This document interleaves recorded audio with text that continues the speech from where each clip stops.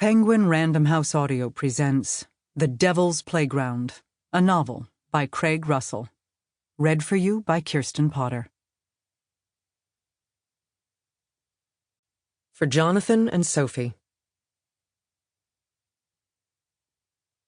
You put your faith in fire. You believe I can be burned from the world. But fire is my natural climate, the flame, the humor that sustains me. The eternal furnace, my abode. Rejoice, if you will, as the city of Ubois burns, but have also this wisdom: I shall return. For I merely slumber in hell, gone from this world only while you speak not my name.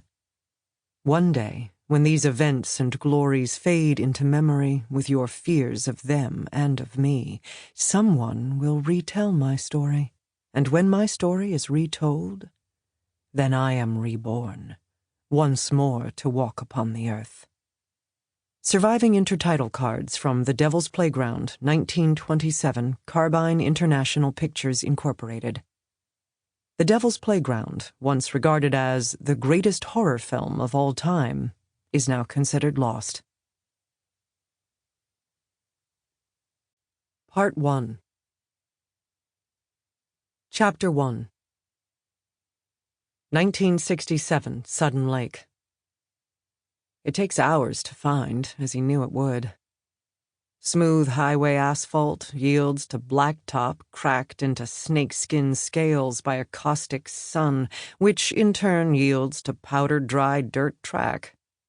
Paul Conway's Rambler makes its dust-cloud-waked way across an ocean of scorched earth, navigated by no other cars, unbroken by any truck stop, gas station, or island of habitation where he can pause to ask directions.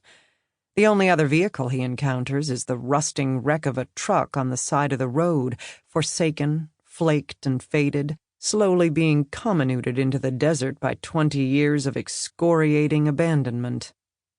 Other than that, all there is the vast, pale, hot-as-hell desert, stretching gray and white, yellow and rust, all the way to where the mountains rumble dark on the horizon. Conway remembers someone once saying there was a special beauty to the desert, but he can't recall who said it, or even if it had been a real person or just a character in a movie. It wouldn't be the first time he's gotten the two universes confused. Maybe they hadn't even been talking about a real desert, but a set, a cinematographer's idea of a desert. Whoever said it, Conway doesn't see any unique beauty. For him, the desert is empty of beauty, empty of anything. Dead space. Then again, Conway knows he doesn't see or experience the world the way others do. He never has, and it led him to the profession he now pursues, now excels in. Part of that innate otherness means scenes from movies, whole and flawlessly recalled, play out continuously in his head, holding up confected celluloid realities against the harsh mundanity of daily life. Now, unbidden, as he drives across the desert, the final scene of von Stroheim's Greed is projected onto the screen of his mind. For Conway, no other scene in movie history so confuses the real and the unreal. He knows that von Stroheim, in his near-insane drive for authenticity, filmed and refilmed the scene in Death Valley in midsummer at midday. Actors and crew returned from the months-long shoot, blistered and burned. One died. Many were hospitalized, almost dead from heat exhaustion. Co-star Gene Hersholt began vomiting blood when his insides ruptured in the heat.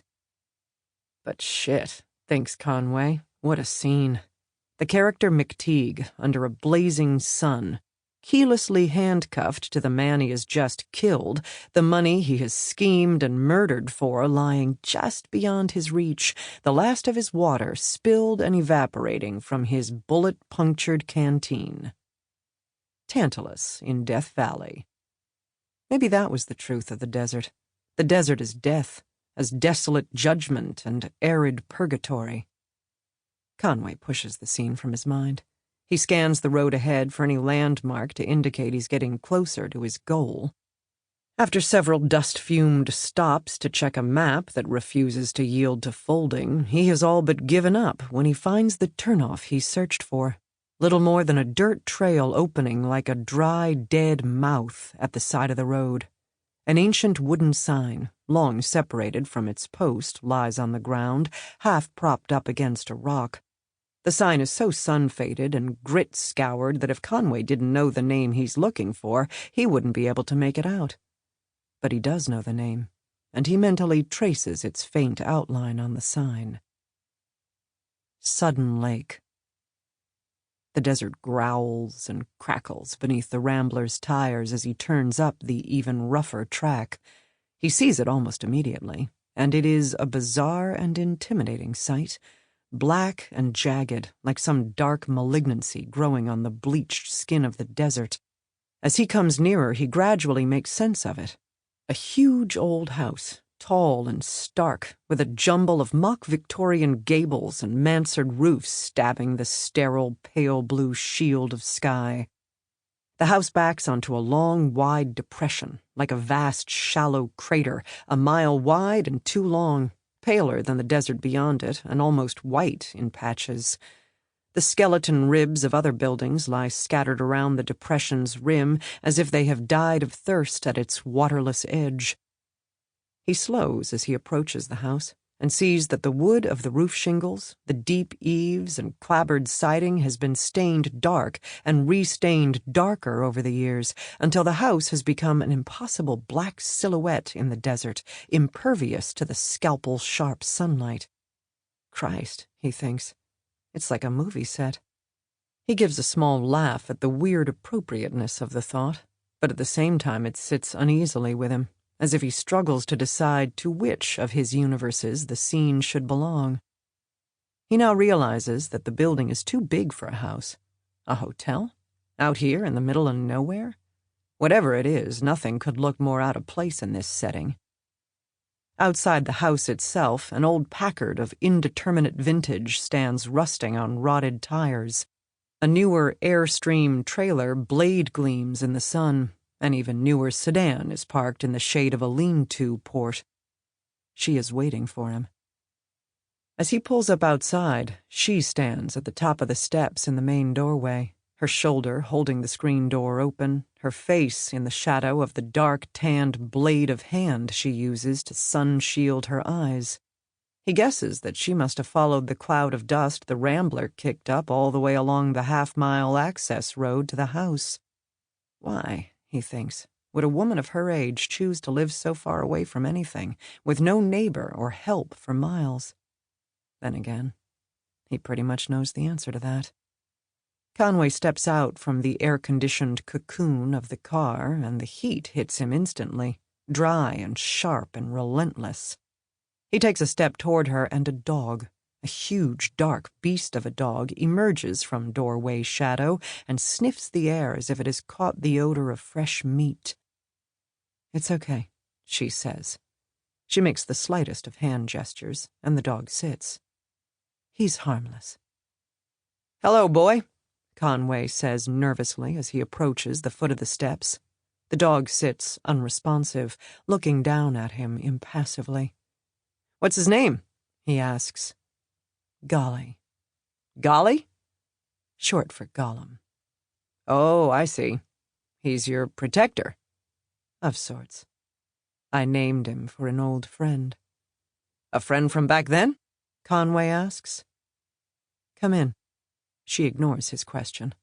Another hand gesture, the dog follows her, and both are swallowed by the black mouth of the doorway. Conway, like the dog, follows her command. He slips his sunglasses into the breast pocket of his shirt, and it takes his eyes a moment to adjust to the inner gloom. When they do, a large lobby is revealed. It's now clear that this is a hotel, or at least it has been at some long time past. There's a pervading sense of desuetude in the lobby, but it is nonetheless scrupulously clean.